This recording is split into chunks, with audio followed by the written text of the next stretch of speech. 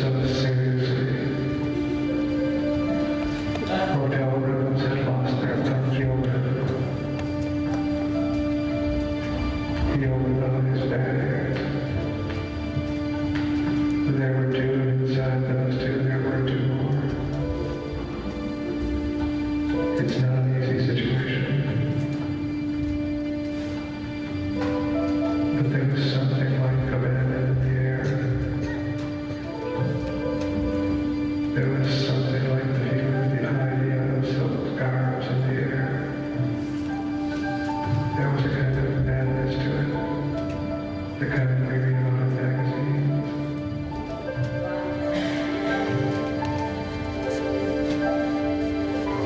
One of the bags contained a bottle of liquor, a sure sign of thoughtfulness about who one had been. I can talk about my generation beginning in the 60s. I grew up in New York, so I was a child at the time of the Judson Church investigations, which were in some ways just part of a huge cultural explosion that went not only through the art world and certainly through the dance. Events such as happenings, which I saw when I was in high school.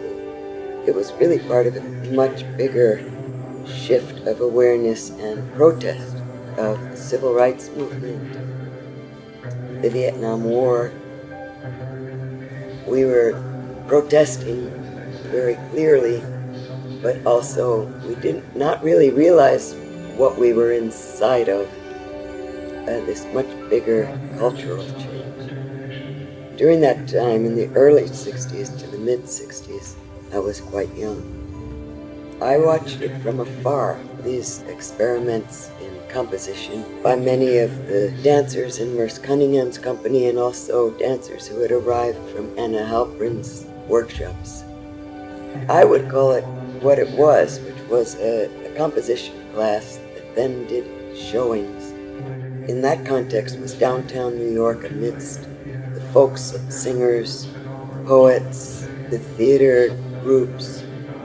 As the two generations mixed, my generation and the one of the Judson people, we were kind of standing on the same ground, though of slightly different intentions. The Judson people were really looking at dance performance and the traditions of dance performance and making dances. And my generation was really much more swimming in a sea of mass protest and the hippie idea that came more or less from California also was getting much bigger on the East Coast. So this was a period of a lot of drug taking, a lot of rule breaking. People were leaving their families and creating this vast tribe of young people. All of us were by then in college, so there was a lot of action around the college population.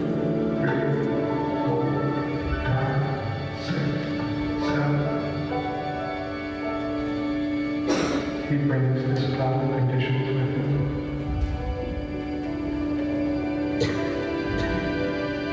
He was at the center of all hostile. We didn't really know what we were doing. It was like being in a kind of tidal wave of change and playfulness, and theater and dance was happening on the streets. So the seriousness of purpose that came with the Judson was a very small piece of that pie. Steve Paxton was organizing his own work based on more reflexual human movement. He had been working with walking for many years. And with his colleagues, they were exploring a lot of games with weight and objects. Bringing that together with his Aikido study, he was studying the martial art of Aikido at that time. he noticed something about weight and people dancing together, and he formulated this action of contact improvisation.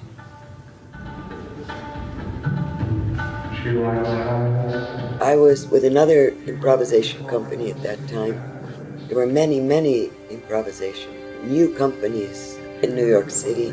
The one I was with was called the Work Group, and we were working with theater scores for interaction, more on psychological, theatrical conflict levels. And there was the natural history of the American dancer, which also used some of the people from the Grand Union. The Grand Union came out of Yvonne Rayner's scored task dance continuous project, altered daily. Even though I was working in the same city, I saw none of it, but I was aware of its existence. And Judith Dunn and Bill Dixon were working with the interface of new black music and dance. These are the major ones I can name, but that was just absolutely appeared out of nowhere, all of these efforts to empower the dancer to be their own choreographer. That's the context in which I would say the beginnings of all of these improvisational thinking.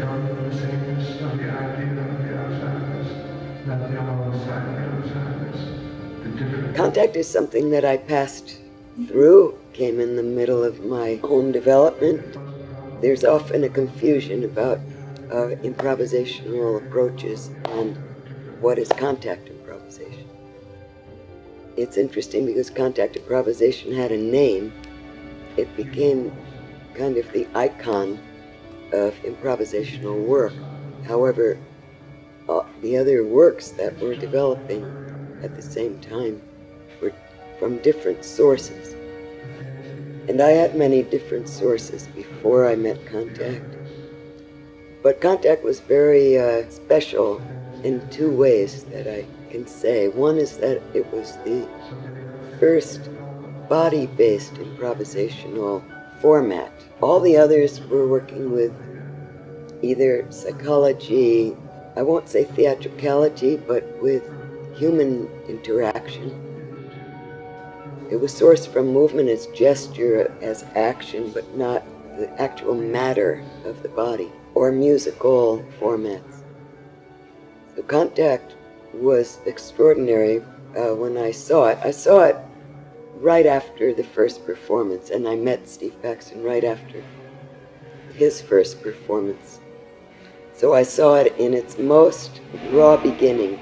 It actually was letting the body improvise. It was so specifically framed how the body survived falling and living with gravity all day long. This was very interesting to me, that the body could teach itself what it needed to know.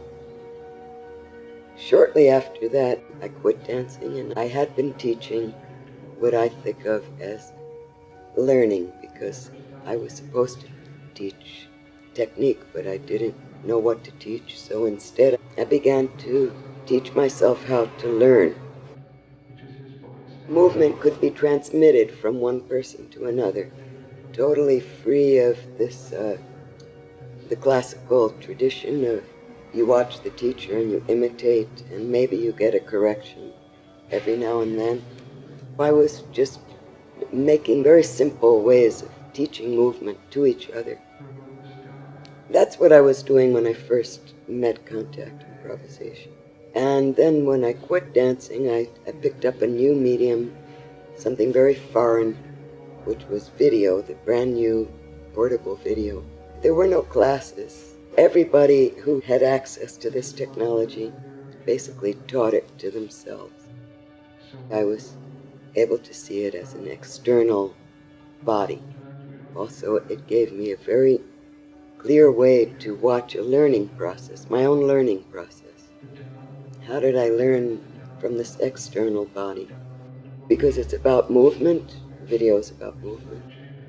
By approaching an instrument with a fixed frame, I was able to look at my dancing in another way. It was as if my body had become a camera, and the analogies between the body as frame of experience was very strong, and the idea about the movement of the camera, the choices of the camera. Improvisation is about making choices.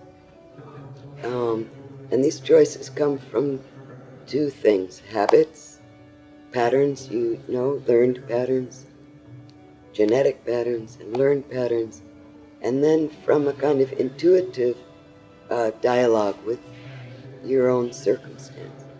When you're watching me dance, are you improvising? And of course, to me, of course you are. You're looking for signals to follow. You're organizing on your own choice. Nobody says you have to look there or look there. But there are patterns of entrainment, of course, with our eyes and our attention and our expectation that make traditional dance important to reaffirm the culture over and over. So without these constraints, looking at an instrument like an external eye, that you have to use your whole body to make choices. I had a whole life of choreographing. Started choreographing when I was very young. I was told to set my movements when I was about 11, so I had another way of making dances before, then I had to learn how to teach myself the movements. And the camera activity of my eyes, my attention, mimicked, I felt, my choreographic desire. And the other miracle and important thing about video was that you could watch it back instantly and remember all the choices you made, because it happens right after. You could look at the result, which then you'd make new choices. So it was a perfect model for improvisation. The aspect of choosing in real time and working with your patterns and breaking your patterns all at the same time. Like two different minds. The mind of the mind and the mind of the body. And the mind of the genetic automatic patterns and the mind of the others. I devised ways for both sides of the camera, for the person with the camera and the people who might be in the situation. So very quickly I was working with organizing, thinking around, quote, the outside and the inside, the content, the frame, and how they can become inverted. At one moment could be the frame actually becomes the content. And this all related to movement and stillness.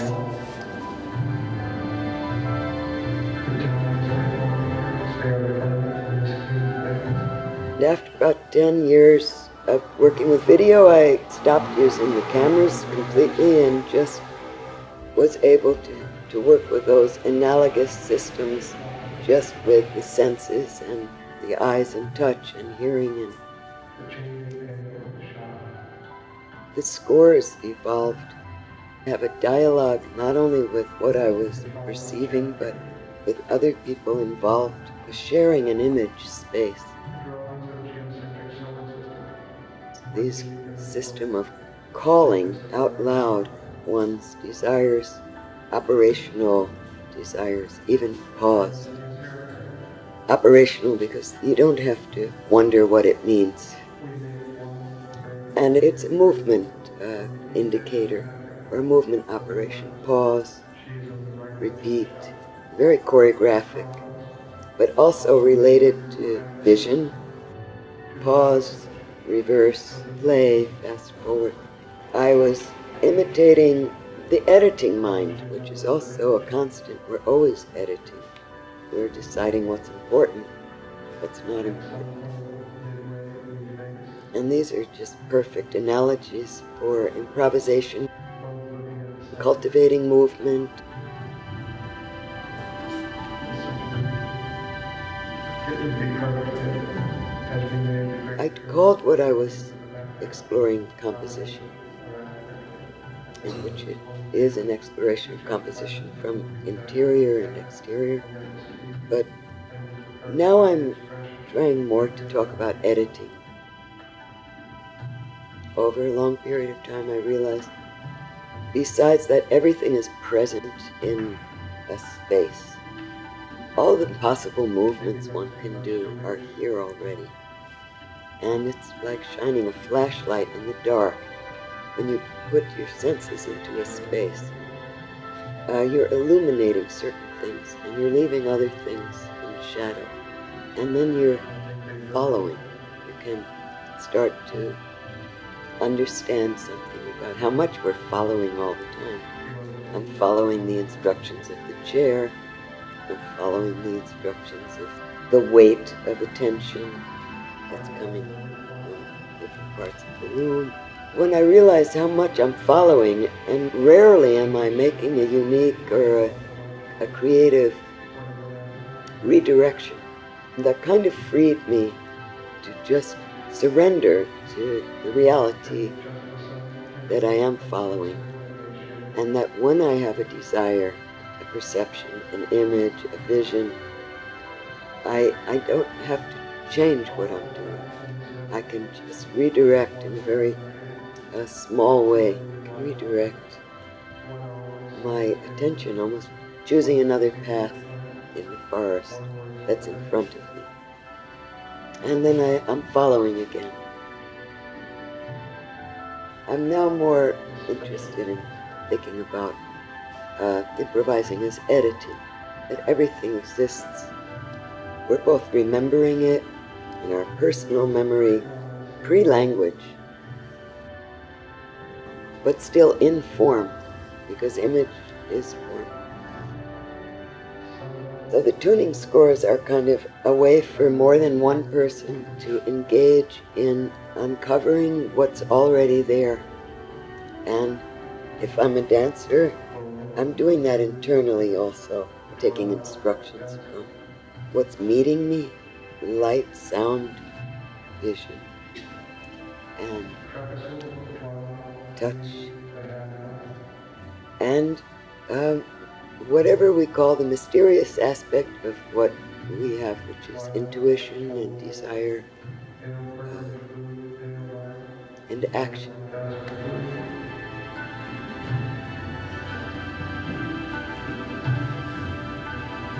still until the sun's up to 6 degrees below horizon, enough light and clear days for ordinary navigation.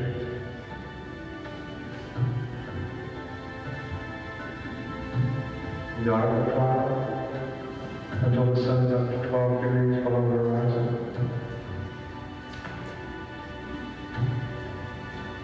Astronomical cloud until the sun's 18 degrees down below